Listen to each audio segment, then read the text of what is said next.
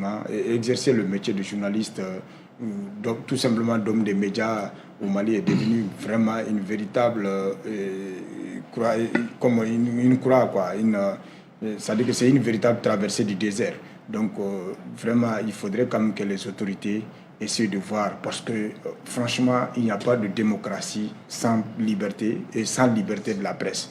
Alors aujourd'hui, cette liberté, franchement, à défaut d'être totalement menacée, elle est quand même mise à mal aujourd'hui. D'accord, oui, mise à mal, M. Keïta. Et au-delà de ces tableaux sombres que, en tout cas, nous voyons au niveau de la liberté de la presse, il y a quand même des motifs de satisfaction. Dans le reporter, on a quand même vu qu'il n'y a pas de journaliste qui soit, en tout cas,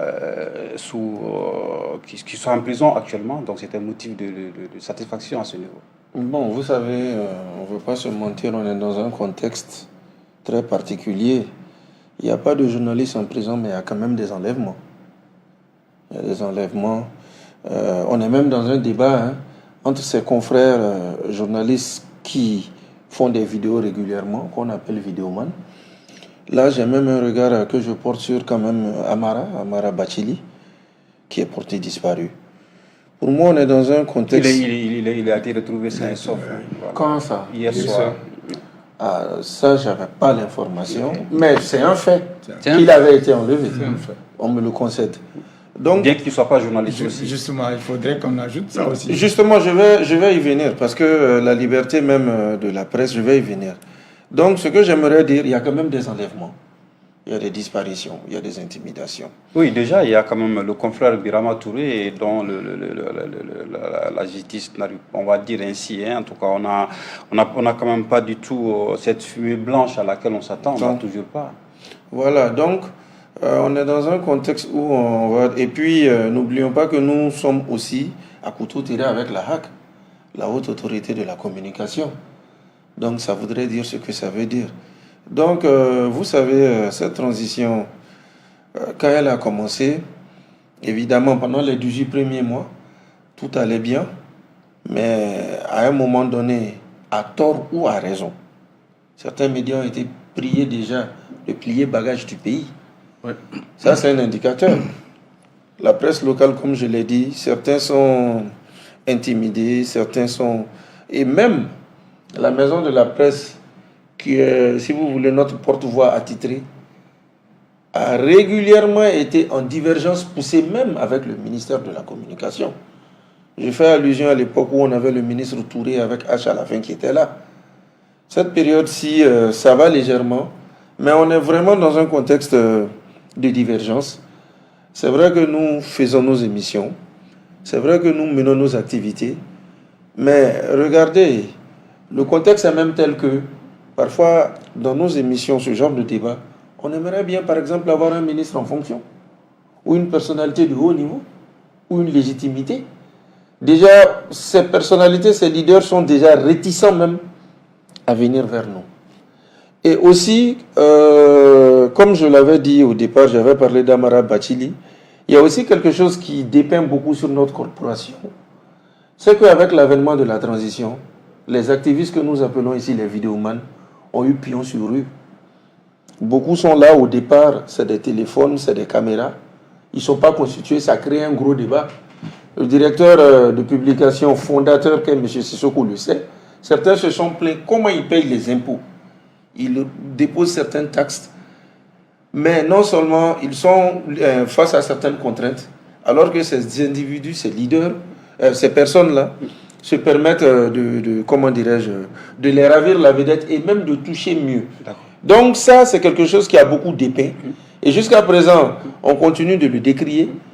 Et aussi, cette liberté de ton trop poussée de leur part a créé une scission dans la corporation. Parce qu'il y a même des confrères, journalistes pleins reconnus, qui jouent aussi à ce jeu. Très bien. Rapidement, M. Abdallah Yattara, il est vrai que vous n'êtes pas journaliste, mais déjà, quel regard portez-vous aujourd'hui sur la liberté de presse, notamment dans le cas du Mali? D'accord, je vais répondre par ta première remarque. Je le suis peut-être. J'aime mon récépissé. Dans le journal La Vérité depuis 2006. Ah, donc il faut dire la vérité. Vous ne le pratiquez pas. Depuis 2006. Et le premier numéro, c'était le procès de la honte. J'ai dépeint le procès crime de sang, crime économique. Et c'était le premier numéro de mon journal, le procès de la honte. Il s'agit du fameux procès de Moussa Traoré. Donc je l'ai fait à mes temps libres. Et parce que la plupart des journalistes le sont, des directeurs de publication, ils le savent. Généralement, le prix de vente même du journal ne peut pas couvrir l'édition. 500 tirages, 1000 tirages, tu les fais, il a tellement d'invendus que ça ne peut pas couvrir l'édition en fait. Donc vous comprenez que peut-être que derrière chaque journaliste, peut-être chaque journal, il a peut-être des bailleurs de fonds qui permettent souvent à ces journaux-là de survivre aux difficultés. Okay. Bref, j'ai déjà répondu à ta première remarque. Et en fait, la liberté de presse, comme on l'a dit, est un des principes fondateurs même du système démocratique et qui est basé sur deux choses, la liberté d'opinion et la liberté d'expression. Ça, c'est le principe même de la liberté de presse. Et chaque fois que je suis amené à parler de la liberté de la presse, je me remémore un peu ces deux citations. Celle de George Washington qui a dit que la presse est le seul rempart contre la tyrannie. Et François Mitterrand, que j'aime bien leader, qui a dit la liberté de la presse présente des inconvénients, mais moins que la liberté. Comprenez?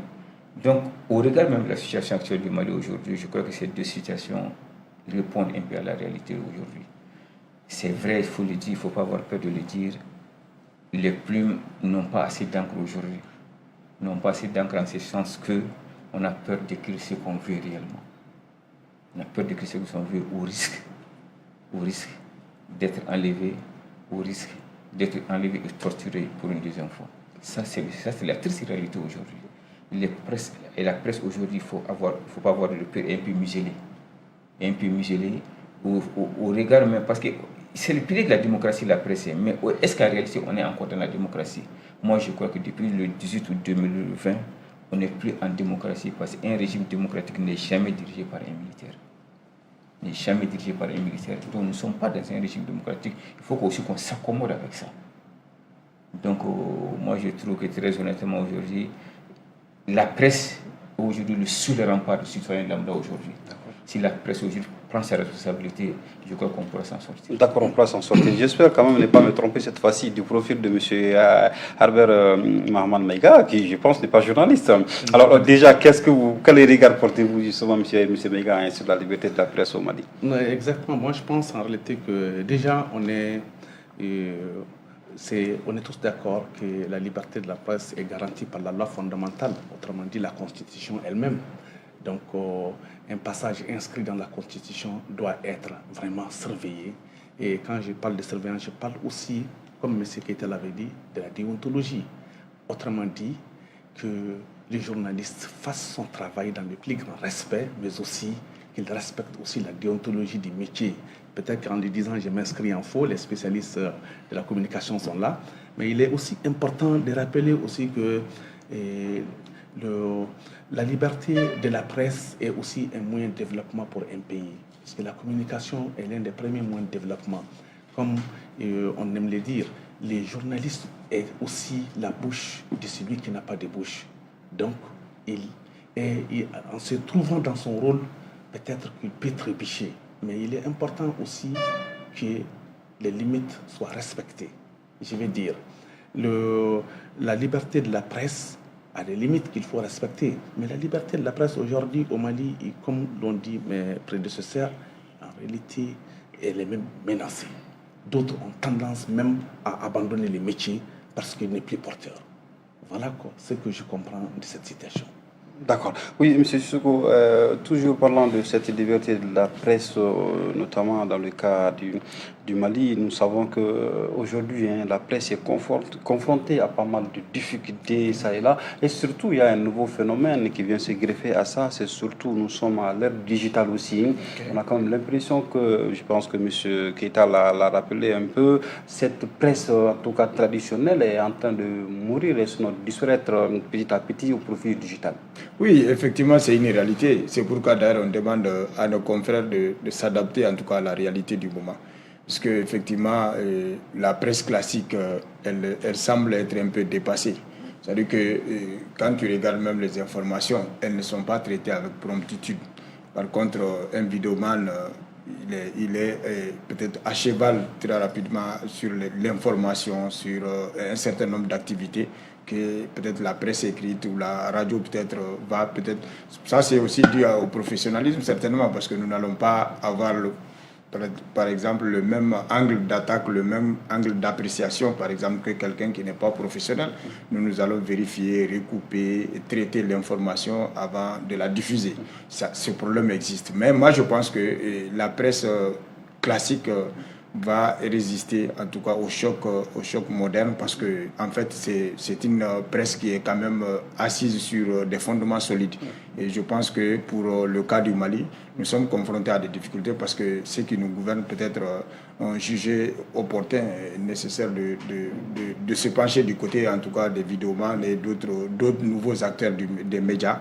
Donc moi je crois que c'est ce qui nous fatigue, mais quand nous allons sortir de cette crise, j'ose espérer quand même que nous allons revenir en tout cas aux fondamentaux, et la presse classique va jouer pleinement son rôle, parce que elle est franchement elle est essentielle. C'est-à-dire que c'est l'ossature même, si vous voulez bien, de la démocratie. Donc elle ne va pas mourir, je suis convaincu de cela. D'accord. Monsieur Yatara, tout à l'heure, y a-t-il une réaction, monsieur? Bien sûr, allez-y par rapport à ce qu'on vient de dire. Mais moi, je trouve que, bien, comme je l'ai dit, bien que je ne sois pas du domaine, il est important aussi de rappeler un certain nombre d'aspects portant essentiellement sur le vidéoman qui est appelé activiste.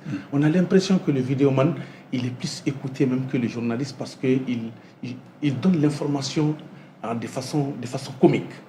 Donc c'est l'auditoire qui lui donne de l'importance. Et il y a d'autres personnes aussi qui lui donnent de l'importance aujourd'hui, comme il l'a dit, bien que nous sommes dans une autre forme de gouvernance qui ne dit pas son nom, qui donne aussi de l'importance à l'activiste, au vidéoman. Donc les vidéomans ici, il apparaît comme les journalistes comédiens. Donc moi, je ne le prends jamais pour un journaliste. Donc il faut valoriser le métier, comme il l'a dit. Ces dispositions efficaces doivent être prises pour qu'on retrouve les vrais journalistes. Oui, mais est-ce qu'à ce niveau, il ne faille pas faire la différence entre journalistes, communicateurs, tout ce qui va avec? Parce qu'on n'est pas journaliste, et ça a été dit sur ce plateau, qui le veut. Le journalisme, c'est d'abord l'éthique, c'est la déontologie. Ces vidéomans, ils sont là pour le plaisir, en tout cas des oreilles, et non pour donner de l'information, parce que l'information, tout le monde a droit quand même à l'information. Mais ce sont des sanctions qui doivent être prises, soit par l'autorité, ou soit par, je ne sais pas, un groupement légal des journalistes ou des communicateurs. Je ne sais pas comment ces dispositions seront prises de façon légale pour que le métier des journalistes ne soit pas banalisé, à mon humble avis. D'accord. Oui, rapidement, M. Aïdara, M. Ouattara, je parlais tantôt en tout cas de cette nouvelle donne, en tout cas la liberté de la presse, justement face à l'aide digitale. Aujourd'hui, ce sont ces personnes, ces vidéomans, ces vidéastes, ces communicants qui prennent le dessus justement sur le métier même du journaliste. Oui, en fait, l'information brute, le buzz ont beaucoup plus pris aujourd'hui le pas sur le journalisme. Ça, c'est une réalité. Et souvent, quand on est sur Facebook, peut-être 8 heures sur 10, on n'a même pas besoin de regarder les JT, on n'a même pas besoin d'écouter la revue des presse de toutes les formations. Moi, je crois qu'il va falloir vraiment que le secteur soit assaini. Et le secteur soit assaini parce que moi, je dis la liberté de presse est basée sur la liberté d'opinion et la liberté d'expression. Moi, je suis viscéralement attaché à la liberté d'opinion, je suis viscéralement attaché à la liberté d'expression, mais une liberté d'expression, une liberté d'opinion qui respecte la valeur humaine, qui respecte la dignité humaine. Moi, je suis partant de ce principe-là. Mais très souvent, aujourd'hui, quand on lit certains journaux, on a l'impression qu'on s'attaque beaucoup plus à la vie privée des gens, souvent des thèmes qui n'ont réellement rien à voir avec le journalisme. Okay. Et je crois qu'il faut faire beaucoup attention, recadrer le métier et permettre aux vrais journalistes d'exercer leur métier et faire en sorte que le buzz, l'information buzz ne l'emporte pas sur le journalisme. D'accord. Oui, rapidement, monsieur. Bon, moi, déjà, la première des choses que je déplore dans la corporation, apparemment, il n'y a pas de convention collective. Parce que dans d'autres pays à travers le monde, quand un journaliste doit exercer, le salaire minimum, il est connu de tous. Il ne doit jamais être en deçà. C'est vrai, on a le SMIC, mais je parle très bien de la convention collective. De deux aussi, on a trop banalisé la création des médias. C'est vrai que la HAC est là. Elle essaie tant bien que mal de réguler, par exemple, le monde des radios. Les télés aussi, ça va un peu, parce qu'au début, les télés venaient pêle-mêle, mais après la HAC a stoppé. Il faut maintenant déposer des dossiers, il faut qu'elle fasse une annonce. Quand même, au niveau de la presse écrite, c'est le vrac. Au jour le jour, à tout moment, des médias viennent. Moi, je me souviens, on passe notre temps à critiquer les partis politiques. Que les partis sont là, il y a des partis qui sont même des clés USB. Pas des micro-partis, il y a des clés USB. Ça en est de même dans notre corporation. Donc déjà, je crois qu'il faut voir cet aspect. Ensuite, c'est vrai qu'on arrive à un niveau où présentateur, vidéoman, communicant, communicateur, porte-parole, journaliste, on ne fait plus la différence. Et aussi, comme je l'ai dit par rapport aux activistes, les vidéomans, qu'est-ce qui a encore à créer le tour, à doser la chose? C'est qu'on a même des confrères, même journalistes pleins, qui s'adonnent aussi à cela. Donc, moi, j'estime qu'on est dans un contexte où nous-mêmes, il faudrait vraiment qu'on organise les choses. Je vais même toucher à un point rapidement que beaucoup n'aimeraient pas entendre. Regardez quand il y a des activités. Quand il y a une activité, quand l'activité finit, mais ce sont des bousculades, des foires aux empoignes, pour pouvoir avoir le per diem. Oui. Et même là aussi, il y a un jeu de dupes. Parfois, on peut tendre 10 000 francs à un journaliste, alors qu'en réalité, l'organisateur avait prévu 20, 30 000. Donc, il y a tellement de choses qui ont créé cette situation. C'est d'ailleurs quelque part même, par cette situation un peu embarrassante sur le terrain, que moi, j'ai préféré faire un détachement et partir à l'Assemblée nationale, depuis 7 ans. Actuel CNT. Donc, moi, j'estime que, sincèrement, on devrait quand même se retrouver. C'est vrai, nos corporations, quoi qu'on dise, la Maison de la Presse et autres, font des formations. Il y a le partenariat avec l'école de Lille, où beaucoup ont quand même pu avoir un certain diplôme, un certain background. Mais je crois que sincèrement, et puis aussi, le département, j'y pointe du doigt. Je me souviens en 2018, quand on avait le ministre Papou Touré, la machine était là, la carte de presse nationale était régulière. Juste après son départ, la machine s'est gâtée. Des années. Après, on a remis la machine en place, les cartes ont commencé à venir, mais apparemment, même ça aussi, il y a un problème. Donc moi, je crois que à plusieurs compartiments, on devrait revoir certaines choses qui feront que quand nous sommes face à nos autorités, quand nous sommes face à la tutelle, les choses vont avancer. Dernier point pour clore, s'il vous plaît. On est dans une transition, j'ai parlé du CNT, où on a des représentants. De mémoire, sans les taper, je ne pense pas qu'ils soient venus faire des restitutions. Parce qu'on est dans un débat de primes, où il y a des primes de restitution qui sont prises. Je ne suis pas au courant, comme parfois je voyage. Je n'ai pas eu connaissance. Mais qu'est-ce que je veux dire? L'aide à la presse qui traîne, c'est un léger pourcentage du fonds de la présidence. Comment ça se fait qu'on a quand même des gens au niveau du Parlement, de l'Assemblée transitoire, qui en 3 ans et demi n'ont pas pu mettre en place une loi pour qu'on ait un fonds constitué sans avoir à pointer du regard ce que la présidence va envoyer qui met du temps et qui ne sert même pas parce que c'est vraiment le montant est devenu petit par rapport aux acteurs. Donc même là, j'interpelle nos représentants pour que vraiment ils puissent se ressaisir et pour que tous ces points qui sont là ne fassent pas vraiment de la presse un grand corps malade et le parent pauvre de la transition, même si cela avait commencé bien avant la transition. D'accord, oui, la presse, c'est justement un grand corps malade. Monsieur Tiatara parlait tantôt d'assainir le secteur. Qu'est-ce qu'il faut aujourd'hui, monsieur Sissoko, effectivement, pour assainir ce secteur-là? Il y a vraiment un long chemin à parcourir. Mais je voudrais juste, avant de répondre à cette question, rebondir sur ce que Keita a dit, parce qu'il est en train de peut-être remettre en cause un peu le nombre de journaux, etc., etc. Moi, je crois que le nombre de journaux, ça ne doit pas être un handicap. Ça ne doit pas être un handicap. C'est le cas. Parce que, en fait, ce qui explique un peu cela, c'est peut-être la précarité, le chômage des jeunes. Alors, aujourd'hui, l'enseignement comme la presse sont devenus en tout cas des domaines où on a facilement en tout cas un emploi. Et voilà, on a quelque chose au moins. Donc moi je pense que quand on va mettre en tout cas de l'ordre, tout ça là va disparaître parce que forcément quand l'État va s'impliquer véritablement avec l'aide à la presse, comme on le voit au Sénégal ou en Côte d'Ivoire, moi je pense que tous les journaux ne vont pas bénéficier de cette aide-là parce qu'il y aura des critères, sièges, etc., personnel, etc., un certain nombre de critères. Alors, tous les journaux qui ne répondront pas à ça vont disparaître d'eux-mêmes. Donc, moi, je crois que ça, à ce niveau-là, il n'y a pas de... Moi, je n'ai pas tellement d'inquiétude. Il faut permettre aux jeunes quand même d'avoir au moins quelque chose pour ne pas trop s'adonner à d'autres pratiques. Maintenant, par rapport aux perspectives, moi, je dirais plutôt qu'il faudrait d'abord que l'État s'implique. Que l'État s'implique, comme il a si bien dit, que l'aide à la presse, qui a été revue très largement à la baisse, franchement, que cette aide-là parvienne en tout cas à la presse. Et deuxièmement, il faudrait que nous fassions nous-mêmes notre autocritique et qu'on se dise franchement, on n'est pas journaliste qui le veut, il faudrait quand même répondre à un certain nombre de critères. Et là, la carte de presse avec tous les documents qu'on doit déposer, je crois qu'entrer dans ce cadre-là, c'était pour permettre en tout cas de savoir quels sont ceux qui écrivent, est-ce qu'ils répondent réellement aux critères pour être journaliste. Moi, je pense qu'il faut être regardé à ce niveau-là. Ensuite, il faudrait quand même que le recyclage, je veux dire la formation continue, franchement qu'au niveau de nos fêtières, de nos organisations, qu'on cherche en tout cas des fonds si vous voulez bien, pour qu'on essaie chaque fois en tout cas d'organiser des petits séminaires, des ateliers, pour permettre en tout cas aux journalistes de pouvoir se performer et de pouvoir être en tout cas, de connaître véritablement, parce qu'on peut avoir le diplôme, on peut répondre aux critères, mais quant à l'exercice même du métier, ça demande en tout cas une certaine expérience, ça demande certaines conditions.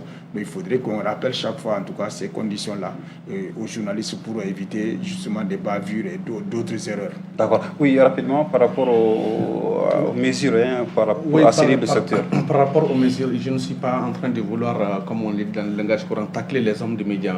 Très franchement. Mais moi, je pense qu'à votre niveau même, vous n'êtes pas très bien organisé, vous m'excusez. Mais dans un passage, j'ai vu qu'il y a plus de 200 journaux au Mali, dont il n'y a que peut-être 60 qui sont opérationnels.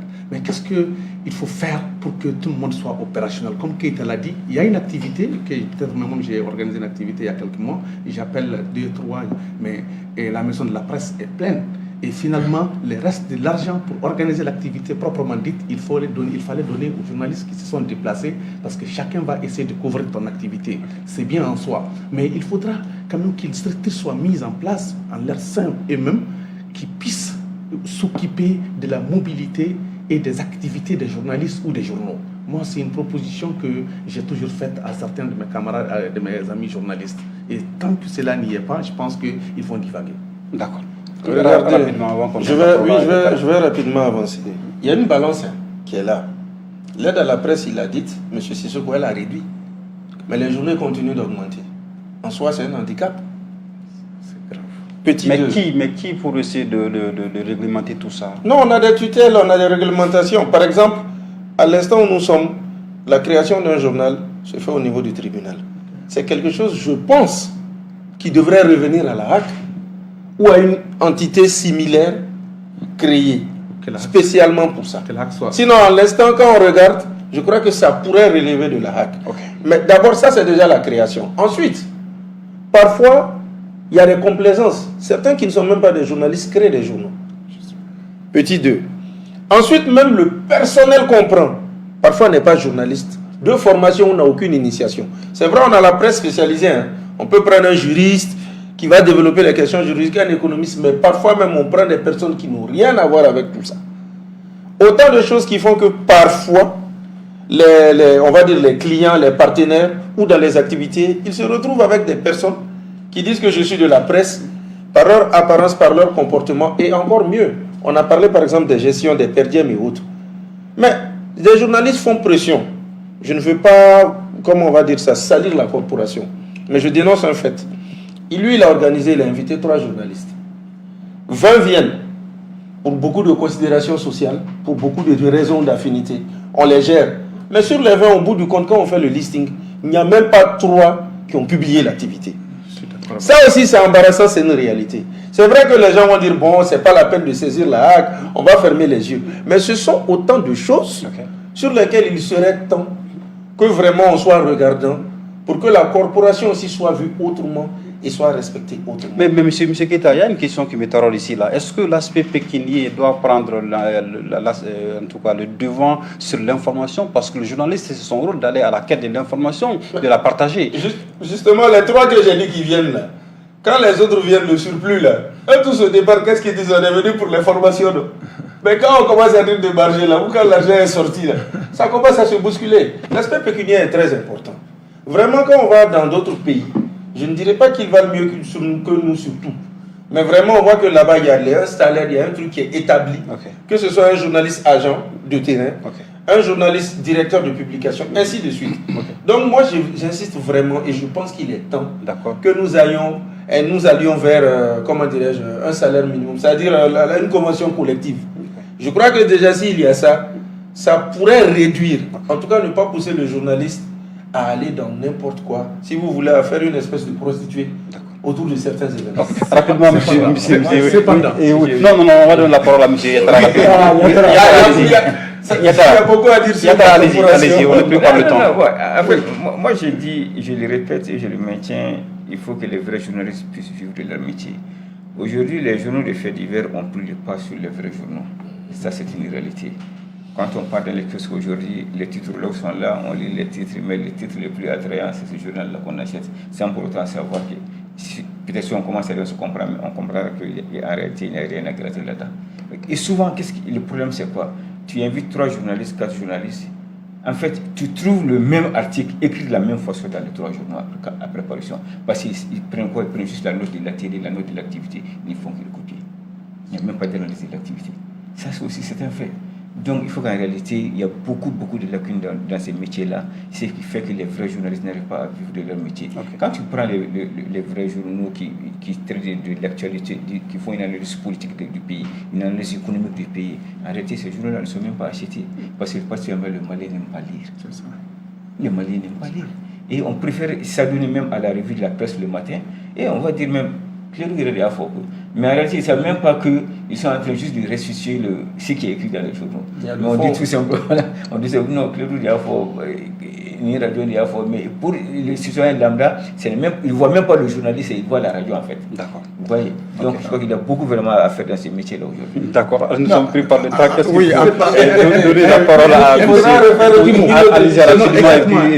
petit mot. Juste, je voulais juste ajouter tout simplement qu'en réalité, et cependant, comme on aime le dire, l'arbre ne doit pas cacher la forêt. Les journalistes entendent beaucoup de gens communiquer sur la pratique de leur métier, autrement dit les risques liés à leur métier. Il faudra aussi que les journalistes prennent l'habitude de communiquer sur les risques liés à leur métier. Ce n'est pas pour faire peur peut-être aux autres, mais en réalité c'est pour prendre des dispositions à ce que je ne sais pas comment dire, leur métier ne soit pas aussi banalisé. Voilà ce que je propose aussi. Quoi. Okay. En fait, moi je voudrais tout simplement rappeler à Keita que c'est vrai, moi je suis patron de presse, le souhait le plus ardent c'est d'avoir un personnel fixe et qui peut-être émarge à la fin de chaque mois à mon compte.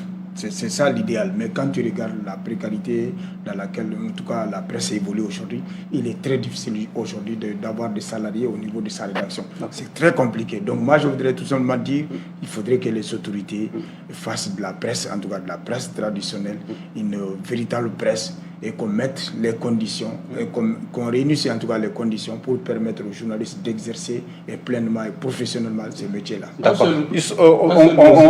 Oui, tout ce que je voudrais dire, officiellement, depuis 2013, que j'ai intégré la presse malienne et que j'observe, je n'ai pas vu de réflexion ou d'action allant dans le sens de la fin même de cette précarité. Je cite un exemple très simple.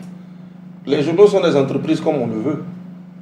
Mais l'essentiel des employés ne sont même pas inscrits à l'INPS. Donc vous voyez.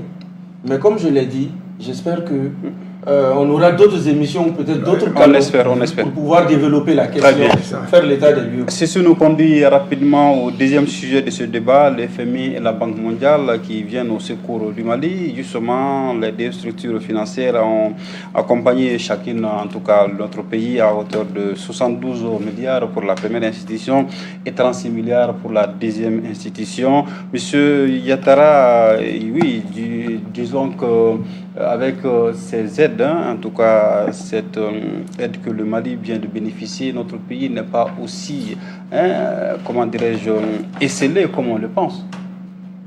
Non, forcément pas. Il faut qu'on sache d'abord qu'on est pays membre de ces deux institutions-là. Et quand on est pays membre de ces deux institutions, forcément, on doit bénéficier des avantages de ces institutions. Et pour l'histoire et pour la mémoire, je vous dirais que la France a été le premier pays bénéficiaire du prêt FMI en 1946. La France, premier pays bénéficiaire. Après, c'est la création, le FMI a été créé d'abord avant la Banque mondiale, c'est les institutions de Bretton Woods en 1944. Donc, les gens pensent que la Banque mondiale, c'est une banque qui est là comme BDM, Ecobank et autres. Non, c'est une banque qui est basée sur 3 institutions. La BIRD, Banque internationale pour la reconstruction et le développement, l'IDA, et aussi il y a aussi l'IRD et l'ICI aussi, IFC. Donc c'est ces quatre institutions, une cinquième aussi existe, qui forment en réalité ce qu'on appelle le groupe mondial. Donc ces prêts-là viennent souvent de la BIRD ou souvent des LIDA en réalité, mais rarement de l'IFC et de l'IRSI. Donc vous comprenez. Et très honnêtement, ce qui est marrant dans ça, c'est que le souverainisme qu'on a inculqué dans la tête du citoyen lambda, qu'on est un pays souverain aujourd'hui, on est suffisant à nous-mêmes aujourd'hui, c'est ce qui fait un peu la honte de ces prêts-là aujourd'hui. Sinon, ce n'est pas une honte de partir de bénéficier des prêts de la Banque mondiale ou du Fonds monétaire international. Pas du tout. Mais en quoi cette aide constitue une honte pour notre souveraineté? Parce qu'on a clamé haut et fort, les gens sont très mal compris que l'élection publique, comme on l'a dit dans la nouvelle loi fondamentale, qui doit être guidée par trois principes. Le principe, le respect de notre souveraineté, le libre choix de nos partenaires stratégiques et la prise en compte des intérêts de la population. Et le fait qu'on a très mal expliqué ça aux gens en réalité, et c'est ceux qui en réalité faisaient qui ont voté oui, qui faisaient la campagne du oui, ont très mal expliqué ça. On a pris ça comme si on se suffit totalement à nous-mêmes aujourd'hui. Ça n'a pas été bien expliqué. Et c'est ce qui fait aujourd'hui, entre parenthèses, j'ai dit bien, ce qui fait un peu la honte de ces prêts-là aujourd'hui. Ce n'est pas du tout une honte de partir de s'endetter. Quel pays n'est pas aujourd'hui dans le monde qui n'est pas endetté aujourd'hui? Et je l'ai dit, je le répète, la France a été le premier pays à bénéficier de l'aide du Fonds monétaire international en 1946. Oui, monsieur Keita, il est vrai qu'aujourd'hui, il y a beaucoup de Maliens qui n'ont pas compris justement le chemin, comment fonctionnent ces deux institutions, pensent qu'effectivement que c'est une honte quand même qu'un pays qui se dit souverain aille demander, aille solliciter justement l'aide de ces structures-là. Qu'est-ce que vous répondez à ces gens? Vous savez, à cet instant où nous parlons, pour beaucoup, sincèrement, la souveraineté, à leurs yeux, le Mali n'a besoin quasiment de personne pour aller de l'avant. C'est comme ça que... À leurs yeux, qui? Les yeux de qui? Aux yeux de cette opinion-là qui décrit cet apport qui est pourtant pour une utilité publique, je ne vais dire vitale, la question de l'électricité. Voilà. Mais aux yeux de la population, nous sommes souverains. Il y a eu énormément de propagande et de bruit, pour ne pas dire du haut autour, qui fait que finalement, pour tout le monde, le Mali à lui seul peut aller de l'avant, il n'a besoin de personne. Et évidemment, bête noire ciblée, Côte d'Ivoire, la CEDEAO. Maintenant, la deuxième des choses, les principes sont quand même clairs. Les intérêts de la population, le choix des partenaires stratégiques. La FMI et la Banque mondiale, ce sont des partenaires même naturels. L'année à laquelle fait allusion M. Yattara, ça ne date pas d'aujourd'hui. Et ces pays-là ont une certaine liquidité. Et ces pays-là se doivent aussi d'aider le Mali. Au-delà du fait que les institutions de Bretton Woods impactent, il y a aussi un paramètre à ne pas oublier dans le contexte actuel, celui de la géopolitique, les BRICS. Les BRICS sont en train de venir. C'est vrai qu'ils n'ont peut-être pas ce poids, cette ancienneté que les institutions de Bretton Woods ont, mais les BRICS, à travers la Russie, commencent à rafler dans notre sous-région. Et il y a des pays qui de plus en plus sont tentés, lorgnent de très près, depuis même le dernier sommet Russie-Afrique, sont partants à aller vers là-bas. Donc je voulais dire que ces institutions-là, on est aussi membre, le Mali est membre, et le Mali y cotise. Donc c'est normal et naturel que le Mali parte vers ces institutions. C'est aussi possible que ces institutions fassent des propositions, mais qu'il y ait quelque chose dans ce sens. Et pour clore, je rappelle même que le CNT vient justement de ratifier des textes dans ce sens par rapport à l'électrification poussée même du Mali. D'accord. Rapidement, M. Albert, votre commentaire par rapport à ces deux prêts pour le Mali. Ok, donc je pense qu'il faudra les rappeler certainement. Moi, je ne parlerai pas de souveraineté, mais je dirais quand même que l'OTAN est toujours là. Autrement dit, on va se retrouver avec la France, les États-Unis, l'Allemagne et le Canada avec leur argent aussi, même si on a notre argent là-dedans. Il faut l'aider, la souveraineté peut être retrouvée, mais peut-être que ça va prendre du temps. Et l'esprit de la souveraineté, c'est bien, mais comme il l'a dit, les Maliens lambda pensent réellement que la souveraineté veut dire qu'on est indépendant à 100%, même de façon financière. Mais les chocs exogènes, c'est-à-dire la facilité des crédits rapides, c'est un système qui existe déjà au niveau du FMI et de la Banque mondiale. Autrement dit, quand il y a crise, c'est normal aussi que des fonds soient débloqués et nous nous trouvons dans nos droits. Et nous avons le plein droit de les demander et de les trouver aussi. Mais que nous reconnaissons quand même que nous nous retrouvons encore avec l'OTAN, que nous détestons autant. D'accord, oui. En fait, rapidement. moi, je me dis honnêtement, la souveraineté, tant scandée, tant chantée, pour moi, c'est un slogan politique pour tout simplement embobiner le peuple. En fait, pour moi, la souveraineté, on a tout le temps été souverain.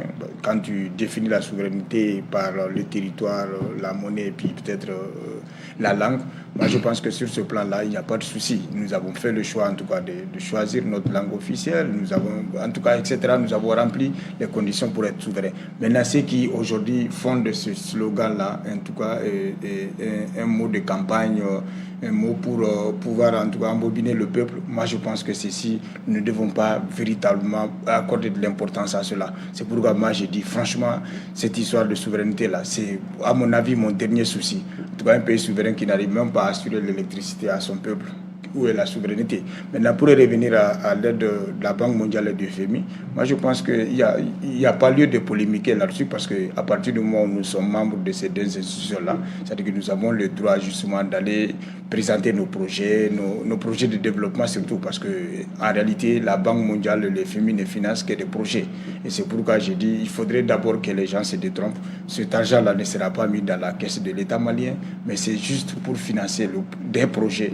Et parmi ces projets-là, il y a bien sûr le cas de l'EDEM, qui est quand même aujourd'hui une patate chaude, en tout cas entre les mains des autorités. Et je pense que honnêtement, il n'y a rien, il n'y a pas de honte, il n'y a rien. Nous sommes membres à part entière de ces institutions et nous avons le droit de solliciter ces institutions-là pour financer en tout cas nos projets de développement. Très très bien. Au-delà de ces deux aides que nous venons de bénéficier, vous parlez tantôt de la question de l'EDEM, nous apprenons qu'il y a une délégation de l'EDEM qui serait du côté d'Abidjan. Est-ce que cela reviendra à dire que nos autorités finalement sont revenues en tout cas à la raison, qu'ils reviennent à de meilleurs sentiments pour comprendre que nos voisins aussi peuvent nous aider dans les difficultés? Vous savez, Traoré, moi j'ai tout le temps dit sur les plateaux qu'un pays qui s'isole, surtout un pays continental qui n'a pas de littoral comme le Mali qui s'isole, franchement c'est un suicide. C'est un suicide et je suis